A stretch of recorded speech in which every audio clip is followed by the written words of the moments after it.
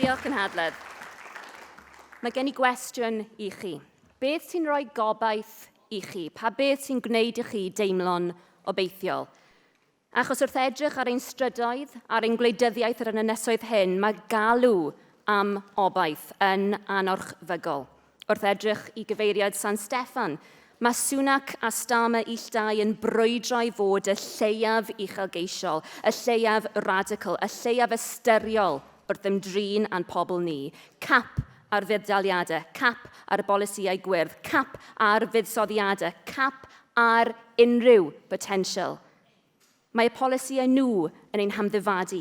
Efallai'r enghraifft berffaith ydy'r rwtch sydd wedi bod am HS2, prosiect mawr, drydfawr sydd wedi cilio'n raddol dros flynyddoedd bellach. Ac wrth i'w gost chwyddo, mae estyniad yn lleihau, nes bod y biliynau sydd wedi talu am yr eliffant gwyn hwn yn gadael hyd yn oed Llundeinwyr ar eu colled am drosiad perffaith o dueddiadau gwario'r trysorlus. Maen nhw'n addo roddi uchelfannau'r awyr, ond yn stryglan I dorri pridd. Ond roedden ni yng Nghymru yn ôl ystyriaeth o hyd. Ac wrth gwrs, ni fydd unrhyw gyhoeddiad brysiog yn niwlog gan Sunak yn newid dim. Blerwch y cawsom o'i cynhadledd nhw yr wythnos hon. Wrth iddo wneud â ddiwydion, mae'n gwybod yn iawn na fydd e yna mewn lle ac mewn pryd i'w cyflawni. A gwyddem gynhadledd, gwyddem. Ryni ar ein colled o filiynau o bunnoedd o hyd oherwydd rhyw tric yn ei cyfrifon sy'n masgio anhegwch digywilydd. Dyna'r gwirionedd am yr undeb honedig, llygredig hwn. Wrth gymryd mwy ohonom ni, mae'n ein llusgo ni'n bellach I ffwrdd o'n gorwelion a'n uchelgeisiau fel cenedl. Dychmygwch beth gallai'r biliynau hynny eu prynu, y cyflogau I nyrsys, yr athrawon y gellid eu talu, yr ysbytau y gellid eu hadeiladu, y traciau tren y gellid eu trydyneiddio ar hyd ein gwlad, yr afonydd y gellid eu clirio, y cyfleoedd y gellid eu creu, yn lle gwlad sydd wedi rwygo, ei llygru, ei hamddifadu. Gallen ni greu gwlad sydd wedi ei chysylltu, sydd yn lan, sydd yn decach. Nid gan y Sunaks na'r Bravermans, y Goves na'r Johnsons y bydd ein gobaith yn dod gynhadledd. Nid o'i cyfeiriad nhw y cawn unrhyw arweiniad. Our hope must grow from another root. From the earth beneath our feet, from the land on which our communities are built, a land which cries out for all the benefits that independence would bring. Because we are a land of hope seekers, a place where miners, choked with dust, learn to fill the air with their song, to soar above the blackened skies and pit heads, and to pitch for another life, another future for their children, a dream about what their land could become. But they were shamefully let down by those in power, because the wealth those miners ripped from the earth was taken from us. Legend has it that the first £1 million cheque in the history of the world was signed in Cardiff docks.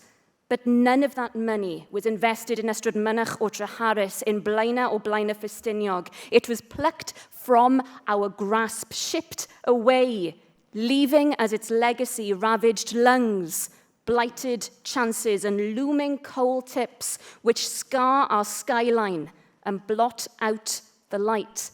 Coal tips that Westminster still refuses to pay to clear.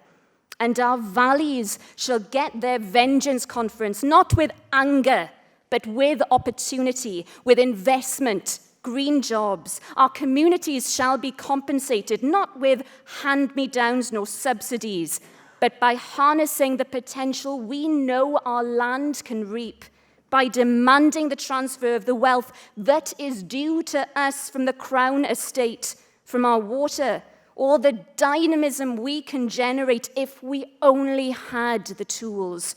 It's time that our valleys reverberated with a new song, and it's time that accounts were balanced, scores settled, and debts called in. Too long have our strengths and talents been undermined. For too long has our potential been overlooked. The catalogue of lost things that we cling to, the jewels of the House of Gwynedd, the seals that were melted down, the mountains of black gold snatched from our mines and our quarries, the voices hushed at Ddwyrain, at Elan, at Flynyddol. It would be easy to become embittered when you look at our history, easy to fall into that trap of anger, but that cannot be what motivates us. Hope and determination must find us a better way. I speak for our party on climate change, that threat which faces each of us, that ticking clock which edges ever nearer. But in that too, we cannot let our fears overcome our reason. We cannot, like Messrs. Sunak and Starmer, turn our backs upon our future or mortgage our tomorrows, because our children demand better of us. What hope can we offer them? That generation that look to us to fix their future, to us to guarantee their redemption, when instead they see new oil fields being leased, targets kicked into the long grass that is yellowing and putrefying from the poison in our air. Our children emerge blinking into a dawn of dust and destruction, not daylight robbery, but the robbery of the daylight. We cannot allow our prospects to be so blotted. We must endeavor to ensure their horizon is one of hope, and hope can spring from the darkest of moments. I've said we are not a land embittered by our history. We are a land emboldened by how it has shaped us, and those stories have a lesson for us. We who live in a time when it would be so easy to become embittered, to become disillusioned, fed up with the fecklessness of those in power. But it is a trap into which we must not fall. Though the lands we stand on have been sold beneath our feet, though the waterways are weighed down in waste, though the tracks all lead to another land, we can alter their course for ourselves. And though we face that future bravely, friends, we can still look over our shoulder, because dark times have plagued us before.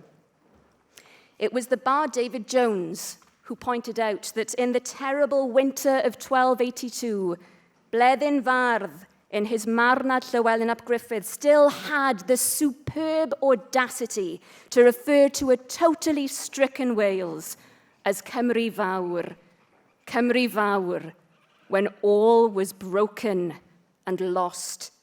So we have come from that cruel lance thrust on the banks of the Eirfon on that fateful wintry night to this moment in our history, when we look about and see so much that is broken, so much that we must rebuild. A Cymru Fawr yn sefyll o hyd. The depths of a difficult winter may lie ahead of us, friends, but we know that beyond them a spring will come. The roots that lie beneath our feet are in slumber, but the sunrise too will dawn. Indeed, it is inevitable. In the hosting, Harry Webb reminds us that from memory and legend and history, Wales's past will fortify us as we face that coming dawn. And he says, the sunrise shall not blind them who bestir to the last alarm, to the host that rallies behind them and lends its strength to their arm. We look to that sunrise, friends, when the shadows that plague us shall be lifted, when Cymru Fawr can stand proud and unshackled, and our land again shall be free. Diolch.